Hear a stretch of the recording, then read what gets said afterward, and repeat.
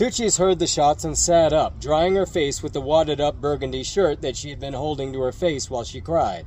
It is said that girls in Morocco fall in love fast, and under the circumstances, she had fallen hard. She wept inconsolably when they dragged him away, a girl coming in from the main room to gloat and laugh at her, asking what she had thought was going to happen.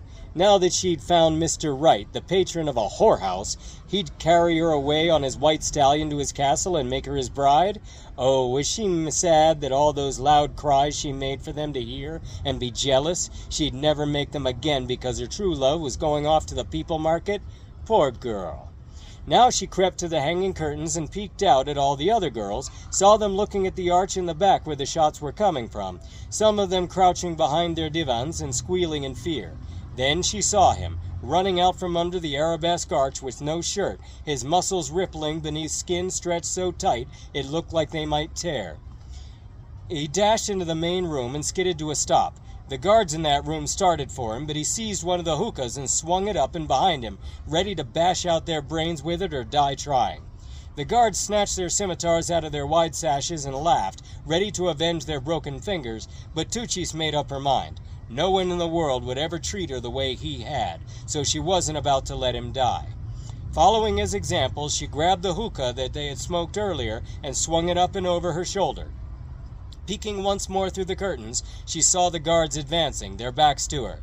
Without a second thought, she burst from behind the curtains, her bare feet making quiet slaps on the tile. Her pretty brown face twisted in rage and her teeth bared like fangs, she ran up behind the guards and swung with all her might just as they turned to see her. The base of the hookah struck one of them in the shoulder, not enough to hurt, but just enough to jar his arm to the wrist and make him drop his scimitar.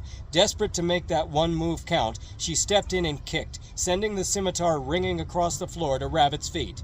He stared at her, shocked. Everyone did, but she wasted no time in getting out of the guard's reach, scampering sideways and getting behind a divan.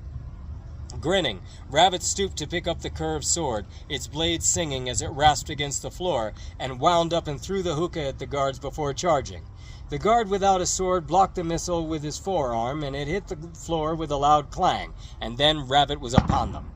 The men with pillows on their heads were just men accustomed to intimidating stoned people in chains that had never practiced swordplay, while Rabbit was a sword enthusiast with a hero complex, finally living out his childhood fantasies.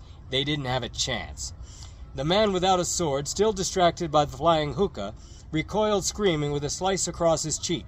The second backed up a step and parried clumsily, his eyes wide with sudden fear.